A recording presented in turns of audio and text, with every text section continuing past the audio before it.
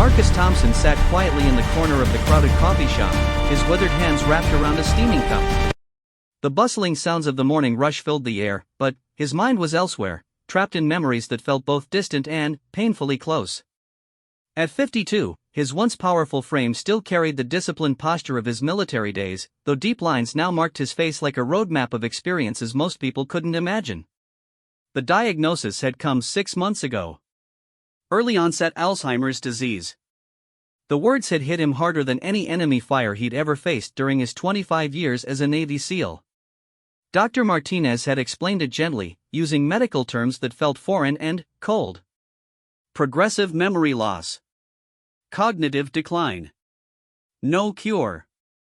Marcus had listened with the same stoic expression he'd worn through countless briefings, but, inside, something fundamental had shattered. His daughter Sarah had insisted he move closer to her family in Portland. She meant well, but Marcus felt like a stranger in this peaceful suburban world. The manicured lawns and quiet streets were a stark contrast to the places he'd served, the dusty mountains of Afghanistan, the humid jungles of South America, the scorching deserts where he'd led his team through missions that would never appear in any official records. "Dad, you need to accept help," Sarah had said just yesterday, her voice carrying that careful tone people use when they think you're fragile. She'd hired a caregiver, a kind woman named Mrs. Chun, who spoke to him like he was already gone, already lost to the disease that was slowly stealing pieces of his mind. Marcus took another sip of his coffee, tasting the bitter warmth. Some days were better than others. Today felt foggy, like trying to see through smoke. He'd woken up confused about where he was, standing in Sarah's guest bedroom wondering why nothing looked familiar. It had taken him several minutes to remember the move, the diagnosis, the way his life had been quietly rearranged around his failing mind. The coffee shop door chimed, and a group of college students entered, their laughter bright and carefree. Marcus watched them claim a large table near the window, spreading out textbooks and laptops with the confident energy of people who believed the world was full of possibilities. One young man reminded him of Tommy, his youngest team member who'd been killed in action 7 years ago. The resemblance was so strong it made Marcus's chest tighten. He closed his eyes, and suddenly, he was back in that compound in Syria, the sound of gunfire echoing off stone walls. Tommy had been covering their exit, his rifle steady despite the chaos around them. Marcus could still hear his voice over the radio. "Tango team, this is Whiskey 2, all clear on the west side." 3 minutes later, Tommy was gone, taken out by a sniper they never saw coming. "Sir? Are you all right?" Marcus opened his eyes to find one of the coffee shop employees standing beside his table, a young woman with concerned eyes and a name tag that read Jessica. He realized he'd been gripping his cup so tightly his knuckles had turned white. "I'm fine," he said, forcing his hands to relax. "Just thinking." Jessica hesitated, clearly unsure whether to believe him. "Would you like another coffee? This one's getting cold." Marcus looked down at his cup, surprised to see she was right. He had no memory of when he'd stopped drinking it. These gaps were happening more frequently now, minutes or sometimes hours that simply vanished from his awareness like they'd never existed. "Thank you," he said, managing a small smile. "That would be nice." As Jessica walked away, Marcus pulled out his phone and opened the Notes app. Dr. Martinez had suggested he write things down, create external memories to help when his internal ones failed. The list was already long: Sarah's address, 1247 Oak Street, emergency contact, Sarah Thompson Walsh, 503-555-0147, medication, take blue pills with breakfast, white pills with dinner, important, you are Marcus Thompson. You served in the Navy for 25 years. You have Alzheimer's disease. The last note made him pause. He'd written it himself, but it felt like reading about a stranger. Was this really his life now? Reduced to bullet points and reminders, his decades of service and sacrifice condensed into a few clinical facts? Jessica returned with fresh coffee, and Marcus thanked her again. She lingered for a moment, and he could see she wanted to say something more. Instead, she just smiled and returned to her work behind the counter. Marcus pulled out a small leather journal from his jacket pocket. It was a gift from his old commanding officer, Colonel Richards, who'd visited him shortly after the diagnosis. "Write it all down," Richards had said. "Every mission, every brother you served with, every moment that mattered. Don't let the disease take that away from you. The journal was already half full with his careful handwriting, stories from his years as a SEAL that he was determined to preserve before they slipped away forever. He opened to a fresh page and began to write, Operation Nightfall, November 2008. Helmand Province, Afghanistan. Team Leader, Lieutenant Commander Marcus Thompson. Mission, extract high-value target from Taliban compound. The words flowed easier than expected, muscle memory guiding his hand even as his mind struggled with the present. He could see it all clearly, the desert night sky, the weight of his gear, the steady breathing of his team as they moved through enemy territory. These memories felt more real than the coffee shop around him, more substantial than the morning light streaming through the windows. 2 tables away, one of the college students was arguing with his girlfriend about something trivial. Their voices rose, drawing annoyed looks from other customers. Marcus found himself studying their body language, automatically assessing threat levels and exit routes the way he'd been trained to do. Old habits died hard, even when everything else was fading. His phone buzzed with a text from Sarah. How's your morning, Dad? Mrs. Chen will be there at 2 p.m. to walk with you. Love you. Marcus stared at the message, feeling the familiar mix of gratitude and frustration. Sarah was trying so hard to take care of him, but every gesture of help felt like another piece of his independence slipping away. He'd spent his entire adult life taking care of others, his team, his country, his family after his wife Emma had died 5 years ago. Now he was the one who needed taking care of, and it felt fundamentally wrong. He typed back, fine. See you tonight. Short and simple, the way he'd always communicated. Sarah probably wanted more, some reassurance that he was okay, but Marcus had never been good with words when it came to feelings. The morning crowd was thinning out, replaced by a quieter mix of remote workers and retirees. Marcus recognized a few faces from previous days, or thought he did. Sometimes his mind played tricks on him, creating false familiarity or erasing people he should know. It was like living in a world that constantly shifted without warning. He returned to his journal, writing about the extraction mission that had earned his team a commendation. The details came back in vivid flashes, the smell of cordite and dust, the weight of an injured teammate on his shoulders, the relief of reaching the extraction point as dawn broke over the mountains. These memories felt sacred, too important to lose to the disease that was methodically erasing everything else. Marcus? He looked up to see an older man approaching his table, someone vaguely familiar but impossible to place. The man's face lit up with recognition and pleasure. I thought that was you. Bill Henderson, from the VFW meetings. We've talked a few times about your service. Marcus nodded politely, though he had no memory of this man or any VFW meetings. Sarah must have signed him up for something, another well-meaning attempt to keep him connected to his military community. Mind if I sit for a minute? Bill asked, already pulling out a chair. I was just telling my wife about that story you shared, about the hostage rescue in Somalia. Incredible stuff. Marcus felt a flush of panic. He had no memory of telling any story to this man, no recollection of a hostage rescue in Somalia. But Bill was looking at him with such genuine admiration and interest that Marcus didn't have the heart to admit his confusion. That was a long time ago, Marcus said carefully, hoping the vague response would satisfy Bill's enthusiasm. Time doesn't matter with stories like that, Bill continued. Real heroism, you know? Most people these days have no idea what guys like you went through for this country. Marcus nodded, feeling like an imposter in his own life. Was this how it would be from now on? People remembering things about him that he could no longer remember himself? His identity becoming a collection of other people's memories while his own mind betrayed him? Bill chatted for a few more minutes about military history and current events before excusing himself. As he walked away, Marcus felt a profound loneliness settle over him. Here was a man who knew stories about his life that Marcus himself could no longer access. It was like watching pieces of his soul scattered to strangers while he remained empty-handed.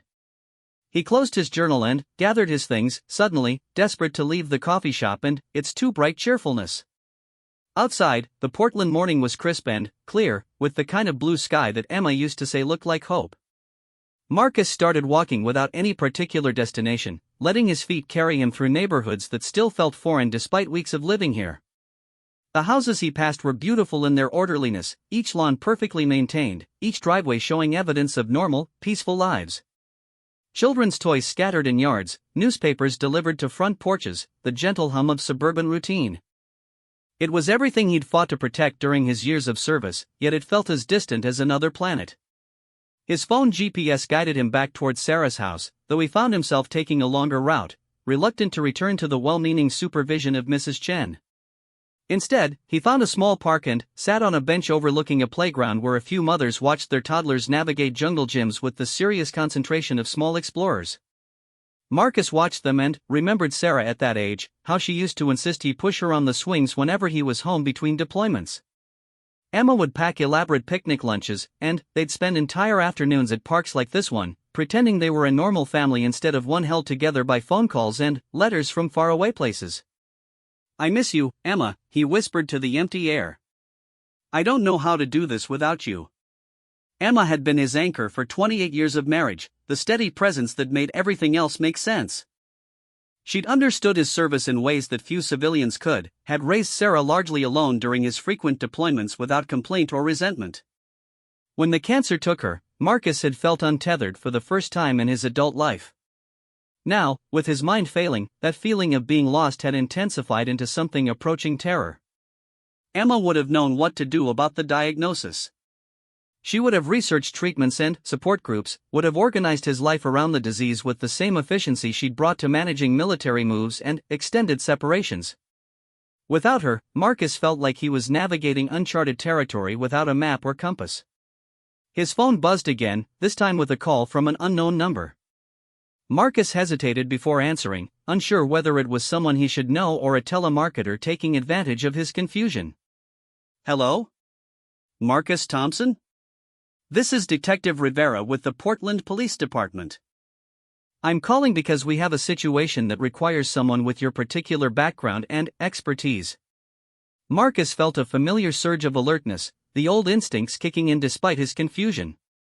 "What kind of situation?" "There's a hostage situation downtown.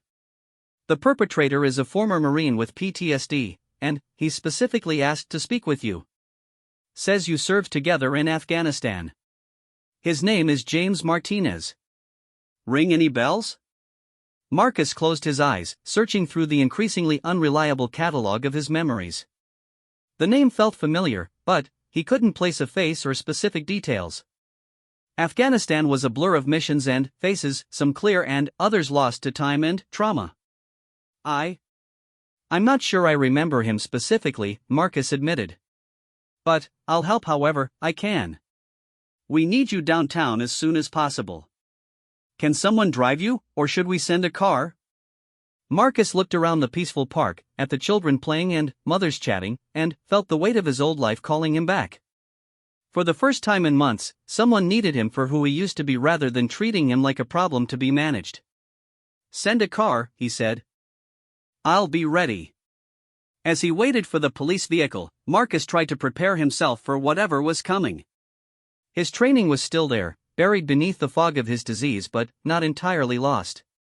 Maybe, for a few hours, he could remember who he used to be.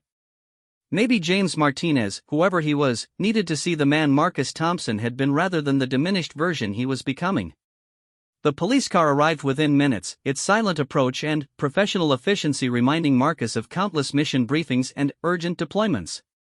As he climbed into the passenger seat, he felt a familiar tension in his shoulders, the alertness of someone preparing for action. "Thank you for coming, sir," the young officer said as they pulled away from the park.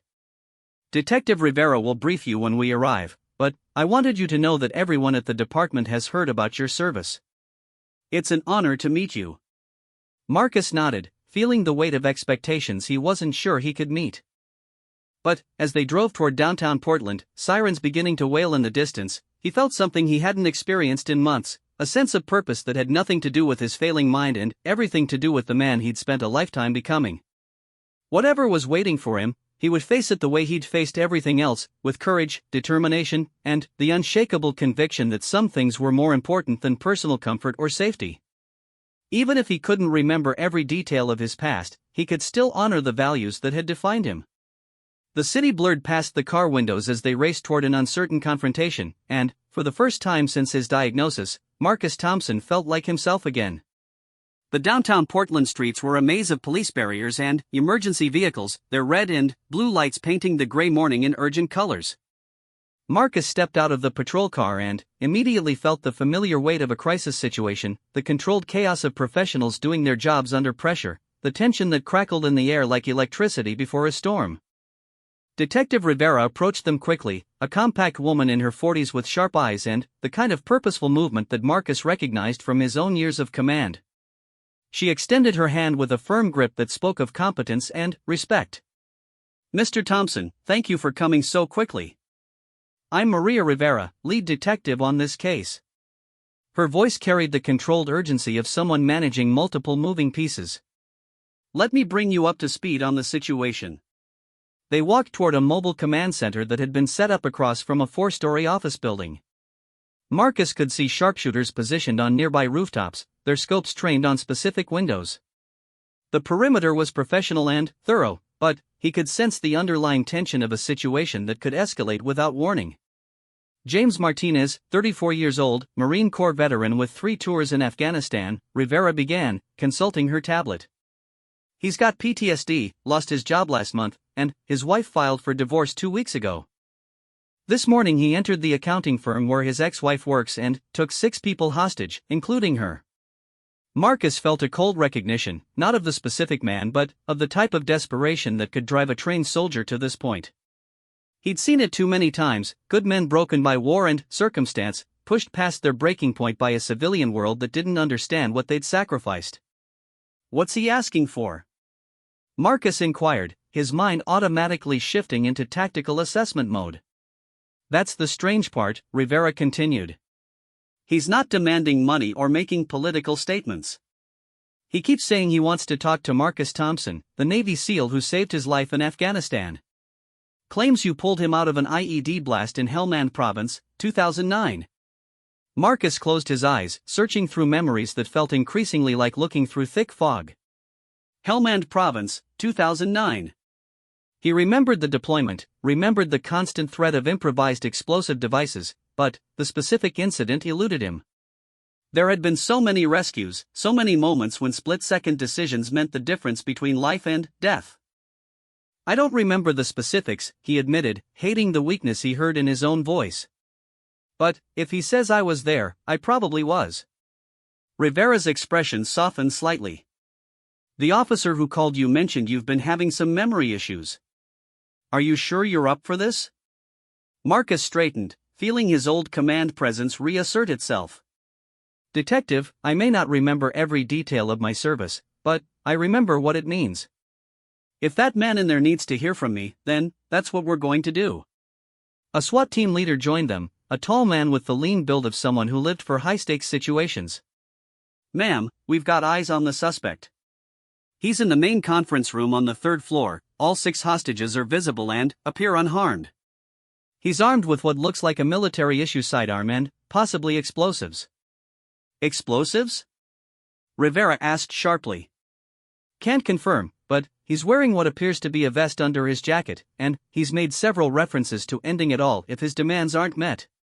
Marcus felt the old calculation running through his mind: sightlines, entry points, civilian safety protocols. Even with his memory failing, the tactical training remained sharp, muscle memory that went deeper than conscious thought. "Has anyone tried to establish communication?" he asked. "We've got a negotiator on the phone with him, but he's only agreeing to talk in limited bursts. Keeps saying he'll only have a real conversation with you." Rivera gestured toward the building. "He's given us until noon, which is about 3 hours from now." Marcus looked up at the building, trying to imagine the man inside and what had driven him to this desperate act. Somewhere in that structure was a fellow veteran who believed Marcus Thompson represented something important enough to stake his life on. The weight of that responsibility settled on his shoulders like familiar gear. "I need to know everything you can tell me about Martinez," Marcus said.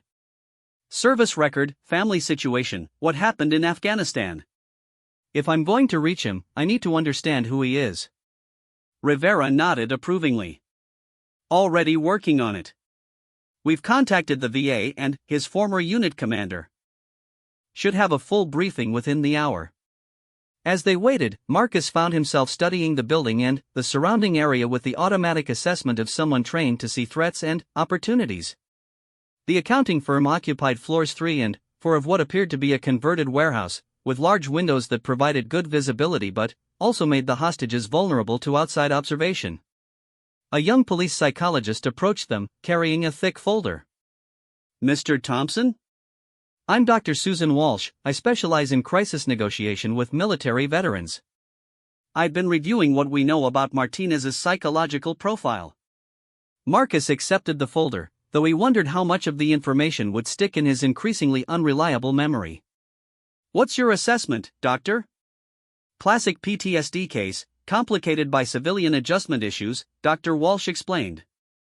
"He's been struggling with the transition ever since leaving the service. Multiple jobs, relationship problems, increasing isolation. The divorce filing appears to have been the final trigger, but this has been building for years." "Is he suicidal?" "Hard to say definitively, but the pattern suggests someone who feels he's lost everything that gave his life meaning. In his mind, you represent something from a time when he knew who he was and what his purpose was."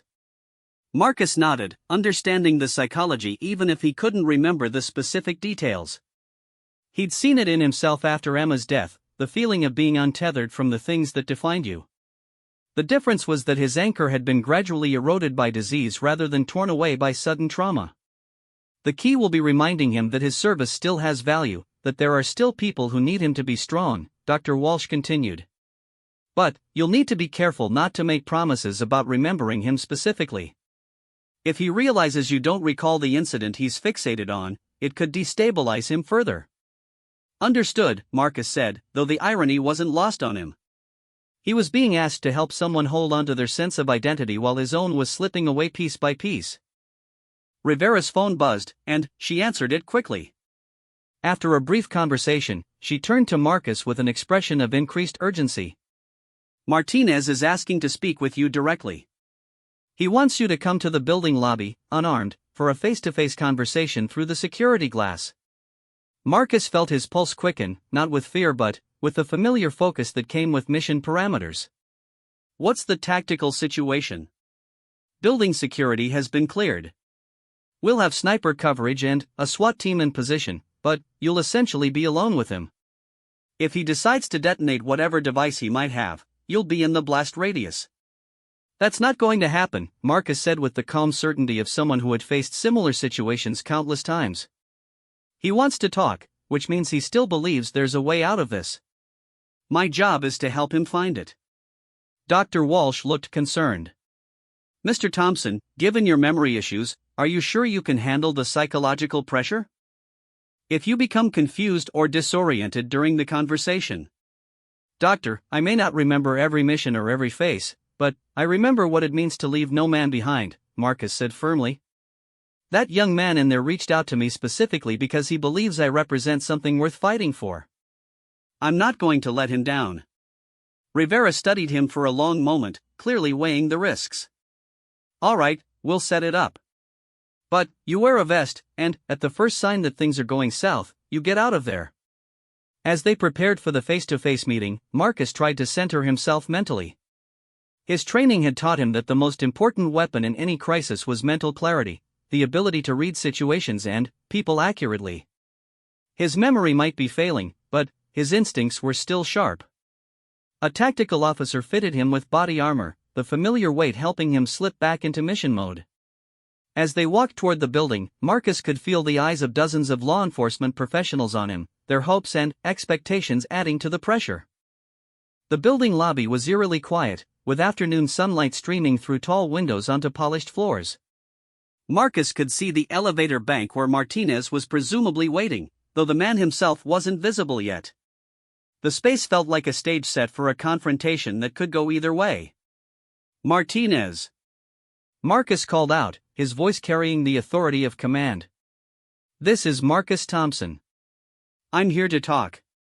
A figure emerged from behind a concrete pillar near the elevators, and Marcus got his first look at the man who had asked for him by name. James Martinez was smaller than Marcus had expected, probably 5'8" and lean, with the kind of controlled movement that spoke of military training. His face was drawn with exhaustion and stress, but his eyes were alert and focused. "Commander Thompson," Martinez said, his voice carrying across the empty lobby. "I wasn't sure you'd come." Marcus noted the use of his old rank, a sign of respect that suggested Martinez still saw him as a figure of authority despite whatever had driven him to this desperate act. "I always come when one of my people calls, James. You know that." Martinez's face showed a flicker of something, relief, maybe, or the beginning of hope. "You remember me, sir?" Here was the moment Dr. Walsh had warned him about, the point where honesty and tactical necessity might conflict. Marcus chose a middle path, one that acknowledged the truth without destroying whatever connection Martinez felt they shared. "I remember what's important, James. I remember that we served together, that we looked out for each other, that we brought each other home. The details might be fuzzy, but that bond is still real." Martinez nodded, and Marcus could see some of the tension leave his shoulders. "That day in Helmand, sir, when the convoy hit the IED. I was trapped under the Humvee, burning alive. Everyone else was either dead or too wounded to help. You came back for me." As Martinez spoke, fragments of memory began to surface in Marcus's mind like pieces of a puzzle assembling themselves.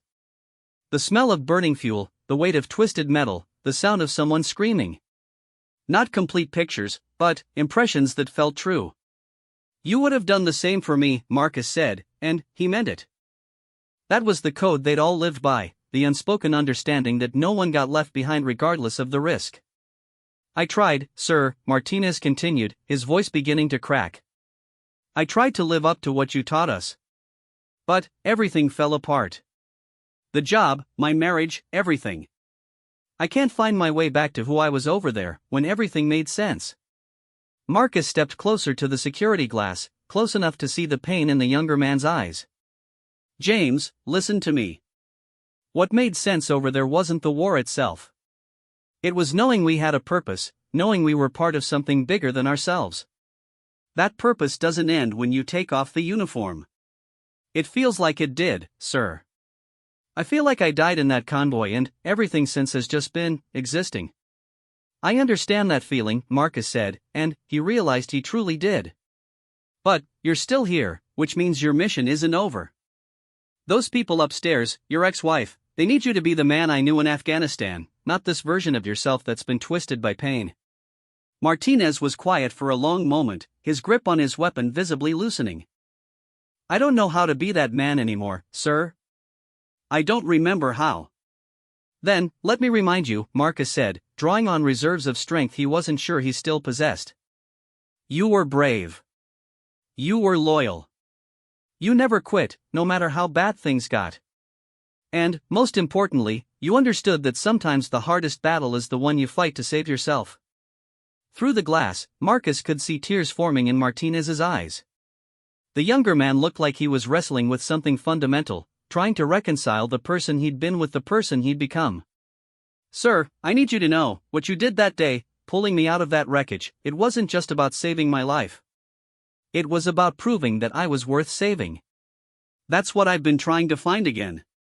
Marcus felt the weight of that responsibility, the knowledge that his actions in a moment of crisis had shaped another person's understanding of their own worth.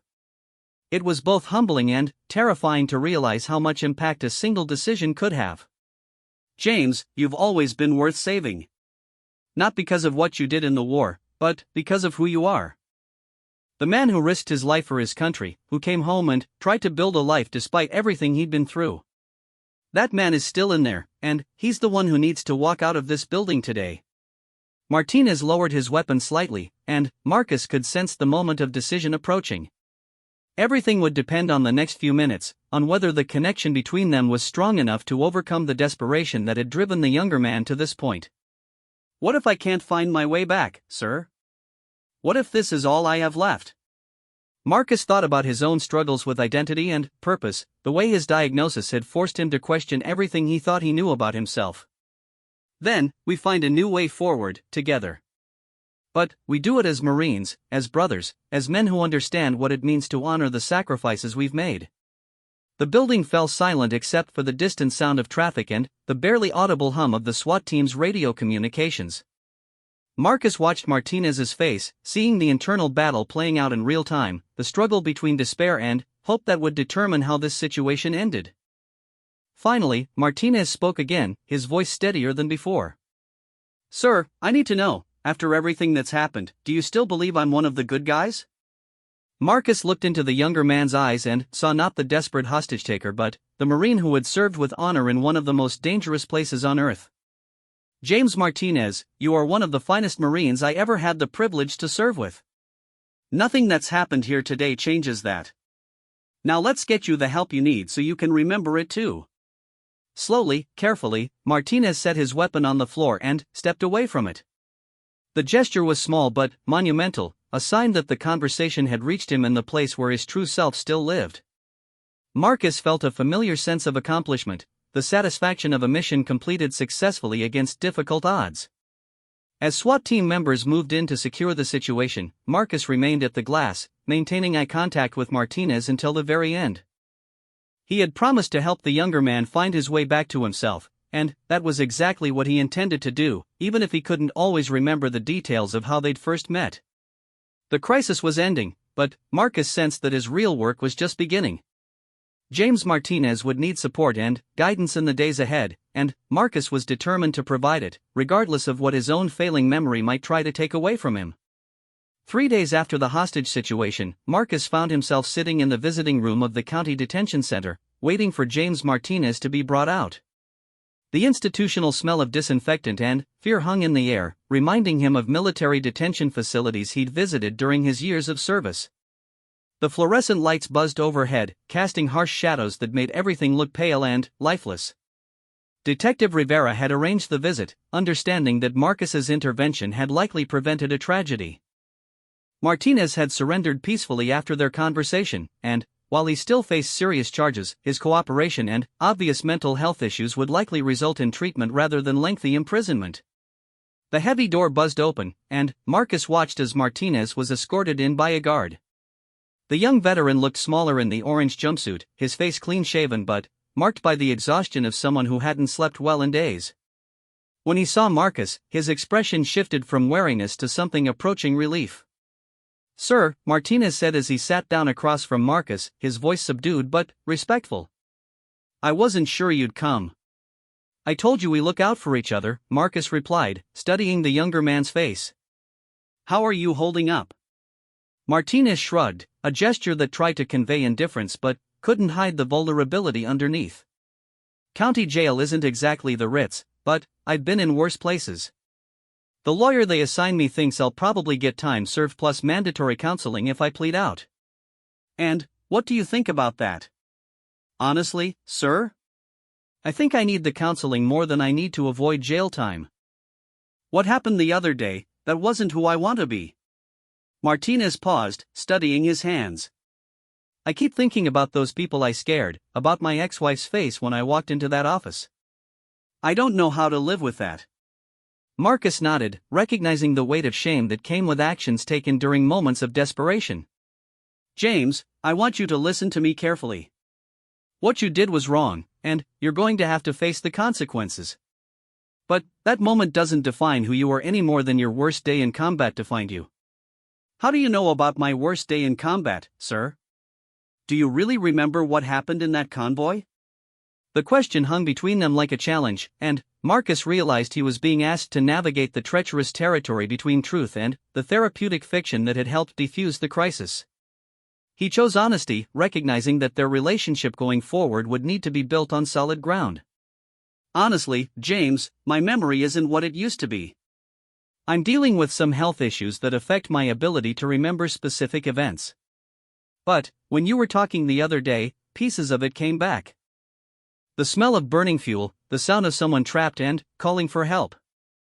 I may not remember every detail, but I remember the feeling of knowing I had to act." Martinez looked surprised, then concerned. "Are you okay, sir? What kind of health issues?" Marcus hesitated, then decided that if he was asking for honesty from Martinez, he owed him the same courtesy. Early onset Alzheimer's. I was diagnosed 6 months ago. Some days are better than others, but it's getting progressively worse. The confession seemed to hit Martinez like a physical blow. Jesus, sir. I had no idea. Here I am dragging you into my mess when you're dealing with something like that. You didn't drag me into anything, James. I came because you needed help, and helping my fellow veterans is something I can still do, regardless of what's happening in my head. Marcus leaned forward slightly. But it does mean that if we're going to build something positive out of this situation, we need to do it now, while I still can. What do you mean? I mean that you've been looking for purpose, for a way to remember who you are at your core. Maybe helping me deal with my own challenges while I help you deal with yours is exactly what we both need. Martinez was quiet for a long moment, processing the implications. You're talking about some kind of partnership? I'm talking about two veterans who understand something about loss and about fighting battles that most people can't imagine. You've lost your sense of direction. I'm losing my memories. Maybe we can help each other navigate what comes next. Before Martinez could respond, Marcus's phone buzzed with a text from Sarah. Dad, Mrs. Chin says you left this morning without telling anyone where you were going. Please call me. Marcus showed the message to Martinez, who read it with understanding. Your daughter? She's been taking care of me since the diagnosis. Hired a caregiver, moved me closer to her family. Everyone means well, but sometimes I feel like I'm being managed rather than living. Marcus put the phone away. That's part of what I'm talking about, James. Both of us are being treated like problems to be solved instead of people with something to contribute. What are you proposing exactly? Marcus had been thinking about this since the hostage situation ended, an idea that felt both risky and necessary. When you get out of here, whether that's tomorrow or next month, you're going to need structure and purpose. I'm going to need someone who understands the military mindset to help me maintain my independence as this disease progresses. You want me to be your caregiver? I want you to be my partner in figuring out how to live with dignity while dealing with things that are bigger than we are. Marcus's voice carried the authority of command, but also the vulnerability of someone asking for help. Mrs. Chen is a lovely woman, but she's never had to make life or death decisions under fire. She doesn't understand that losing your memory doesn't mean losing your core values. Martinez looked intrigued but cautious. Sir, I appreciate the offer, but I'm not exactly a mental health professional. And, given what happened the other day. What happened the other day is exactly why this could work, Marcus interrupted. You reached out for help when you needed it, and you listened when someone offered you a way forward. Those are the qualities I need in someone who's going to help me face this disease. The visiting room was starting to fill with other families and friends, their conversations creating a low hum of background noise. Marcus watched Martinez consider the proposal, seeing the younger man's mind work through the practical and emotional implications. What would that look like day to day? Martinez asked. Honestly, I'm not entirely sure. But I know it would involve more than just making sure I take my medication and don't wander off. I still have knowledge and experience that could be valuable, but I need help organizing it and accessing it when my mind gets foggy. Marcus paused. And you need to remember that your service meant something, that you have skills and insights that the civilian world needs. The VA has been trying to get me into a program for veterans with PTSD. Maybe that could be part of it? Absolutely. But you'd be going as someone with a mission, not just as someone trying to fix what's broken. There's a difference. Martinez nodded slowly. My ex-wife, she used to say I was different when I had something important to do. More like the man she married. Service doesn't end when you leave the military, James. It just takes different forms. Maybe this is yours. A guard approached their table, indicating that visiting time was almost over. Marcus felt the familiar pressure of time running out, the need to make every moment count. I need an answer from you, James, but not right now. Think about it while you're in here. Talk to your lawyer about what would be involved legally. But know that if you decide to do this, you won't just be helping me. You'll be proving to yourself that the man who served with honor in Afghanistan is still there, still capable of making a difference. Martinez stood as the guard gestured for him to return to his cell. Sir, can I ask you something? Of course. That day in the convoy, when you pulled me out, did you ever doubt that I was worth the risk? Marcus looked into the younger man's eyes and saw the question that had been haunting him since his return from war. Never, James. Not for a second. And if I had it to do over again, knowing everything that would happen afterward, I'd make the same choice. Even knowing about the hostage situation? Even knowing how badly I screwed up? Especially knowing that, Marcus said firmly. Because it proves that life is complicated and that good people sometimes do bad things when they're in pain. But it doesn't change who you are at your core. As Martinez was led away, Marcus felt a sense of completion that had been missing since his diagnosis. For the first time in months, he had a plan that went beyond simply managing his decline. He had a purpose that transcended his own limitations. The drive back to Sarah's house gave him time to think about how to present this idea to his daughter. She would be worried about the practical implications, about the risk of depending on someone with James's recent history. But Marcus hoped she would also understand that this arrangement could give both men something they desperately needed, the chance to be useful to each other. Sarah was waiting for him when he arrived, her face showing the mixture of relief and exasperation that had become familiar since his diagnosis. Mrs. Chen sat nearby, looking uncomfortable about having to report his unauthorized absence. Dad, you can't just disappear like that without telling anyone where you're going, Sarah said, her voice carrying the tone parents use with difficult children. What if you got lost? What if you had some kind of medical emergency? Marcus sat down across from his daughter, recognizing that this conversation would determine whether his plan had any chance of success. Sarah, I need to tell you about an opportunity that's come up, something that could change how we handle the next phase of this disease. He explained the situation carefully, starting with the hostage crisis and his role in resolving it, then moving on to his conversations with James Martinez and the proposal he'd made. Sarah listened without interrupting, but Marcus could see her concern growing with each detail. Dad, this man held people hostage at gunpoint 3 days ago, and you want to invite him to live in our house and take care of you? I want to invite him to be my partner in facing the challenges ahead, Marcus corrected. There's a difference. Is there? Because from where I'm sitting, it sounds like you're asking me to trust my father's safety to someone who just had a complete psychological breakdown. Marcus understood her fear, but he also recognized the fundamental misunderstanding at its core. Sarah, I've spent my entire adult life making decisions about who to trust in life or death situations. My memory may be failing, but my judgment about character isn't. But what happens when your judgment does start to fail?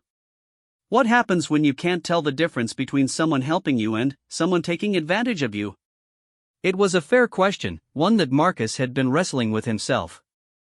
Then, I'll need people around me who understand what I'm trying to accomplish and who can help protect that vision even when I can't articulate it anymore. Sarah was quiet for a long moment, clearly struggling with the implications. What exactly would this arrangement involve? James would help me with daily organization, medication management, and maintaining my independence as much as possible. In exchange, I'd provide him with structure, purpose, and support as he works through his own recovery. It would be a partnership based on mutual respect rather than a traditional caregiver relationship. And where would he live? That's something we'd need to work out together. Maybe he could rent the apartment above the garage, or maybe we'd find something nearby. The important thing is that he'd be available when needed but not hovering. Mrs. Chen spoke up for the first time since Marcus had returned. Mr. Thompson, I understand the desire for independence, but caring for someone with your condition requires specific training and experience. This young man, however, well-meaning, may not be equipped to handle the challenges that lie ahead. You're absolutely right, Mrs. Chen, Marcus acknowledged. Which is why this wouldn't replace professional medical care.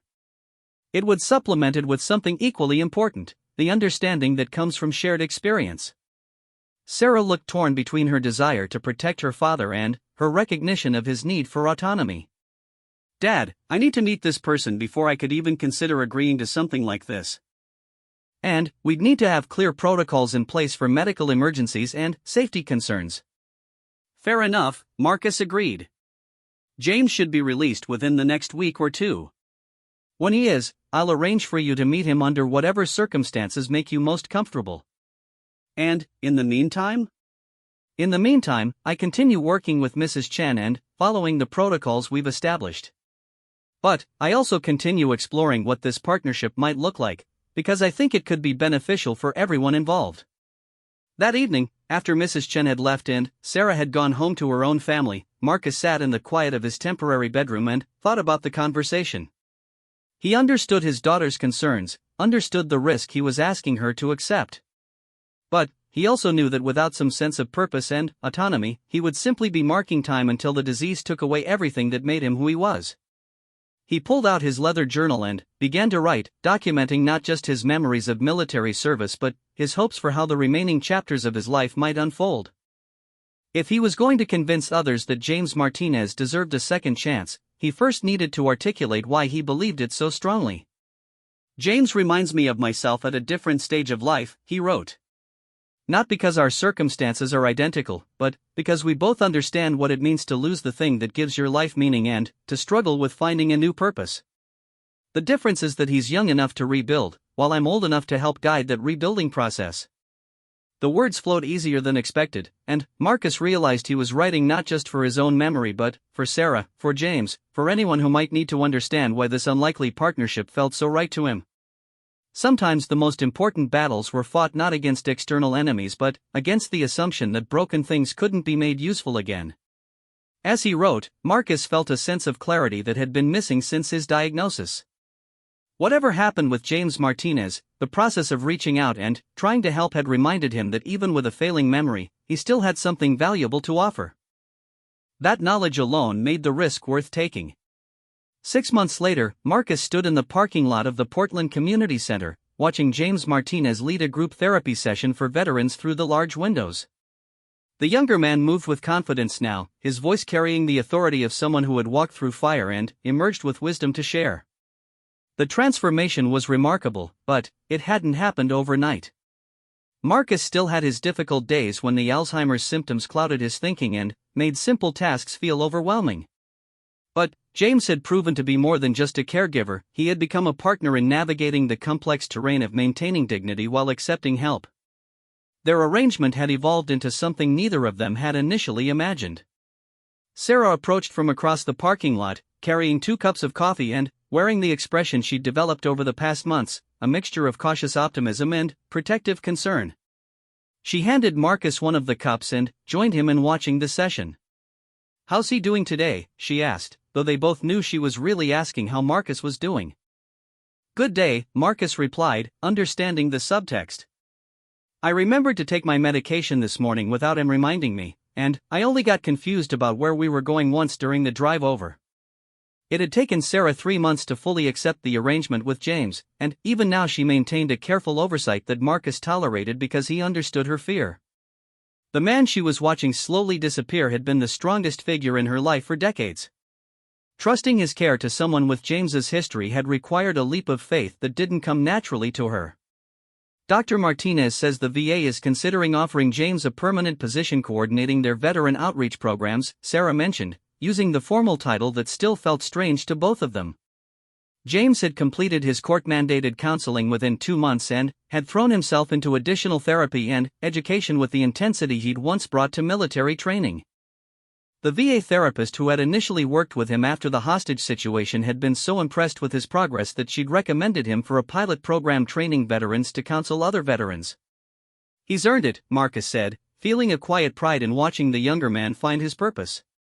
"But I hope it doesn't mean he's planning to abandon our arrangement." "I don't think you need to worry about that, Dad. If anything, I think working with you has been the key to his recovery." Through the window, they could see James facilitating what appeared to be an intense discussion among the group members. His body language was relaxed but attentive, the posture of someone who knew how to listen to difficult truths without judgment. Marcus recognized the leadership skills that had made James a good Marine, now channeled into helping others navigate their own struggles with purpose and identity. The session ended, and James emerged from the building with several of the group members who were still engaged in conversation. Marcus watched him shake hands with each of them, offering what appeared to be individual words of encouragement before they dispersed to their cars. "How did it go?"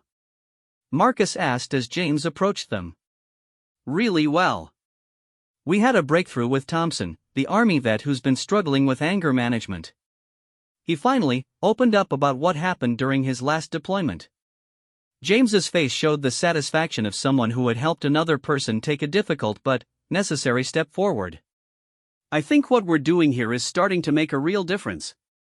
Sarah smiled, and Marcus noticed that her interactions with James had evolved from suspicious tolerance to genuine respect. The community center director mentioned that attendance has doubled since you started the program. "Word travels fast in the veteran community when something actually works," James replied. "Most of these guys have been through programs that treat PTSD like a disease to be cured rather than a natural response to unnatural experiences. When they find a place where their struggles are understood rather than pathologized, they start bringing their friends." Marcus felt a familiar surge of pride, not just in James's accomplishments but in the validation of his instinct that the younger man's crisis had been a temporary derailment rather than a fundamental character flaw. The hostage situation seemed like something from another lifetime, though it had been less than a year ago. "Speaking of the program," James continued, "Dr. Martinez wants to discuss expanding it to other locations. She's asking if you'd be willing to help design the curriculum, given your experience with leadership training." This was the kind of request that highlighted both the possibilities and the limitations of Marcus's current situation. On his good days, he could still provide valuable insights about leadership, decision-making under pressure, and the psychological aspects of military service. On his bad days, he struggled to remember what he'd eaten for breakfast. "I'd like that," Marcus said carefully. "As long as you're willing to help me organize my thoughts when my mind gets foggy." "Always, sir.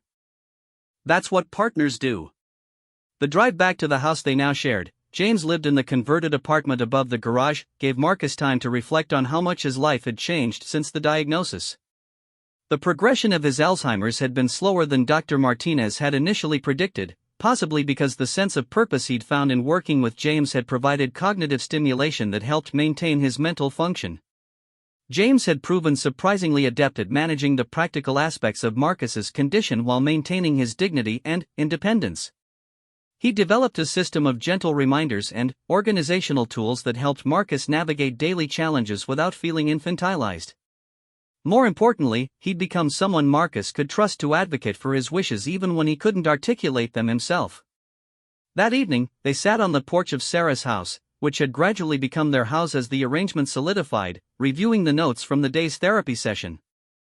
James had learned to document everything carefully, understanding that Marcus's memory issues meant that insights and observations could be lost if they weren't captured immediately. "The Thompson case reminds me of something that happened in my unit," Marcus said, his voice carrying the distant tone that indicated he was accessing older memories. "We had a soldier who couldn't talk about a firefight where he'd lost 2 friends. Took months before he could process what had happened." James looked up from his notebook. "What finally helped him break through?" Marcus was quiet for a moment, searching through memories that felt increasingly like trying to grab smoke. I think it was realizing that his friends would want him to survive and find meaning in their sacrifice rather than being destroyed by their loss. But I'm not entirely sure. Some of those details are getting harder to access." This was the reality they both lived with. Marcus's knowledge and experience were still valuable, but they had to be captured and organized while they were accessible. James had become skilled at drawing out these insights and translating them into practical applications for the veterans they worked with. "That's exactly what Thompson needs to hear," James said, making notes. "The guilt he's carrying about surviving when his squad mates didn't is eating him alive. If we can help him reframe it as an opportunity to honor their memory through his own recovery." "It won't cure him overnight," Marcus warned, "but it might give him a framework for moving forward. The goal isn't to forget or to stop mourning. It's to find a way to carry the loss that allows for the possibility of growth." As they worked together, Marcus marveled at how natural their partnership had become. James had developed an intuitive understanding of when Marcus needed help and when he needed space, when his confusion was temporary and when it signaled a need for more substantial support. In return, Marcus provided the kind of mentorship and guidance that James had been seeking since leaving the military. Sarah emerged from the house carrying a plate of sandwiches, another sign of how their unconventional family structure had evolved. Her initial resistance to the arrangement had gradually given way to appreciation as she saw how much both men benefited from the partnership. "I got a call from Detective Rivera today," she announced as she set the food down. "She wanted to let you know that Martinez's situation has been officially resolved. The charges have been reduced to misdemeanors, and he's completed all the court requirements." James looked both relieved and uncomfortable with the reminder of his lowest moment. "I still can't believe how much damage I could have done that day." "But you didn't," Marcus said firmly. "You made a different choice when it mattered. That's what counts." The detective also mentioned that the department is interested in having both of you consult on their crisis intervention protocols, Sarah continued. "Apparently, your approach to the situation has become something of a case study in successful de-escalation." Marcus felt a familiar surge of purpose at the idea of their experience being used to help others in similar situations. What would that involve? Training officers and negotiators in dealing specifically with veterans in crisis. Using your insights about military psychology and James's understanding of what it feels like to be on the other side of that crisis. James looked intrigued but cautious. "I'm not sure I'm ready to relive that day in front of a room full of police officers." "You wouldn't be reliving it," Marcus corrected. "You'd be using it. There's a difference between being trapped by an experience and being empowered by the wisdom it gave you." As the sun set over Portland, painting the sky in shades of orange and purple that reminded Marcus of desert sunsets in places whose names he sometimes struggled to remember, he felt a deep sense of satisfaction with the path his life had taken. The Alzheimer's was still there, still progressing, still stealing pieces of his past. But it hadn't been able to touch the core of who he was or his ability to make a meaningful difference in the present. James had found his way back to the man he'd been in Afghanistan, not by forgetting what had happened since, but by integrating all of his experiences into a new sense of purpose. The hostage situation would always be part of his story, but it no longer defined him. Instead, it had become the catalyst for discovering what he was truly meant to do with his life. "Sir," James said as they prepared to go inside, "can I ask you something I've been thinking about?" "Of course." "That day in the convoy, when you decided to come back for me, what made you think I was worth the risk?" It was a variation of the question James had asked before, but Marcus understood that the younger man needed to hear the answer again, needed to internalize it as part of his new understanding of himself. "It wasn't about calculating whether you were worth it," Marcus replied, choosing his words carefully. "It was about understanding that leaving someone behind changes who you are in ways that can't be undone. I came back for you because that's what Marines do, but also because I knew I couldn't live with myself if I didn't try.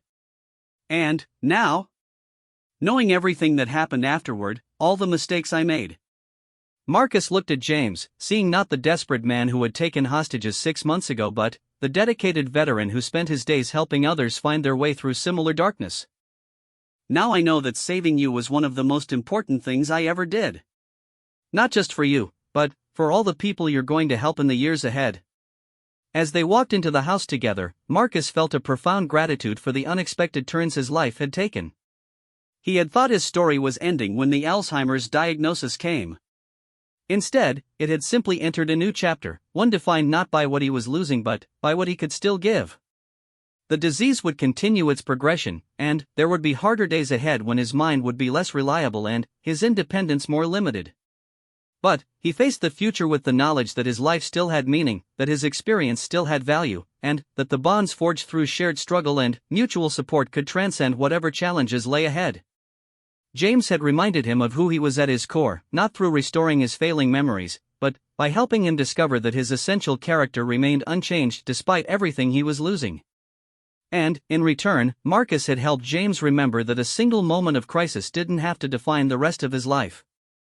Together, they had proven that redemption was possible, that purpose could be found even in the midst of profound loss, and that sometimes the most important mission was simply helping another person remember their own worth. It wasn't the ending Marcus had expected for his story, but it was the one he would choose, given the chance to do it all over again. In the quiet of the evening, as James helped him organize his medications for the next day and Sarah reviewed the calendar of upcoming appointments and therapy sessions, Marcus felt a deep sense of peace. He might not remember every detail of his past, but he had created something meaningful in his present that would continue long after his own memories had faded. The fight to remember who he was had become a fight to help others remember who they were, and, in that transformation, Marcus Thompson had found the most important victory of his long career in service to others.